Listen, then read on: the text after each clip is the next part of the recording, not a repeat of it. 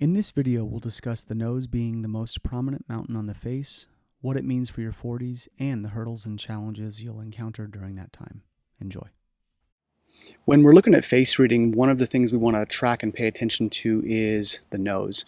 The reason for this is, of course, we're going to pay attention to all features, but the nose is the central mountain of the face. So again, when we're looking at face reading, we want to think of the face as a topographical landform, a type of geography of your life.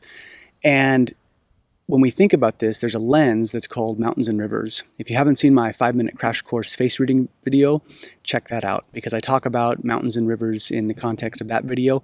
But the thing to remember is that because our face behaves and acts like a landform, it's going to point to different stages in our life and also environmental areas that are going to be optimal for us. So again, we want to think form and function relate. That's the big takeaway from face reading and from physiognomy, which is what Plato and Aristotle talked about in relation to the human body and its shape in relation to how people operate in the world. So with all of that being said, the nose. It's the primary mountain of the face. It's the largest mountain. And so when we see a large nose, or we see a dominant nose, or a prominent nose, there's a few things to keep in mind. For one, because it's a mountain, there's a symbolic image that comes with that. So they've said since the beginning of time, why are there mountains? So people can climb them.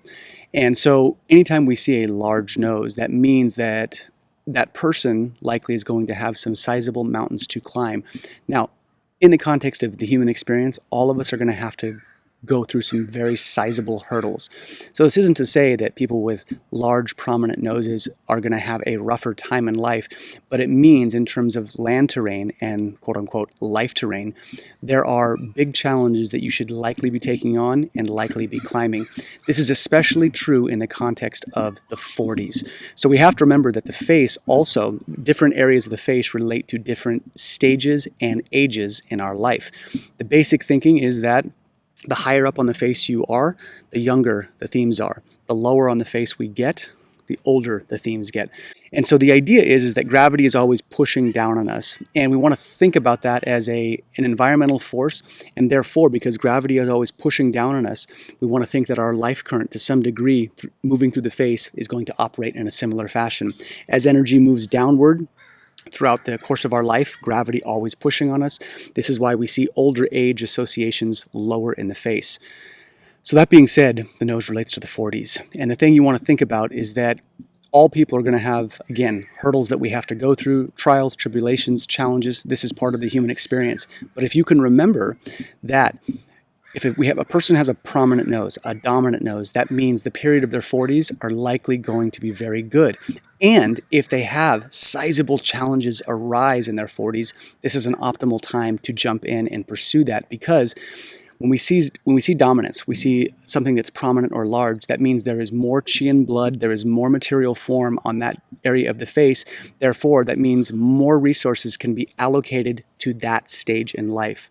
So again, if we see a prominent nose, a very beautiful nose, a large nose, whatever it is, we know that the 40s likely are going to be good. If there are going to be challenges, you want to engage them during that time. And moreover, think about the nose as being this central pillar to the face in terms of geography, where you should live. So people with prominent noses, large noses that really stand out, they're going to need some elevation in an ideal world, or at least exposure to elevation. They need to be in environments where there are some high mountains and some low valleys. People with less prominent noses, it's going to be just the opposite. They don't need sizable elevation.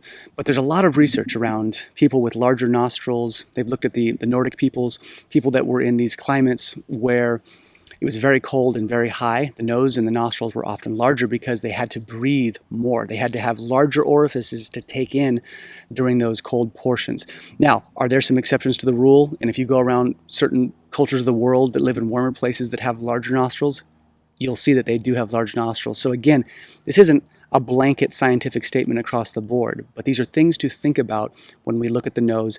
And the big takeaway I want you to think about in relation to face reading and looking at the features is that these features that we have on our face are symbolic markers for larger rhythms, larger things that we should plug into so that we can live healthier and happier lives. Thanks.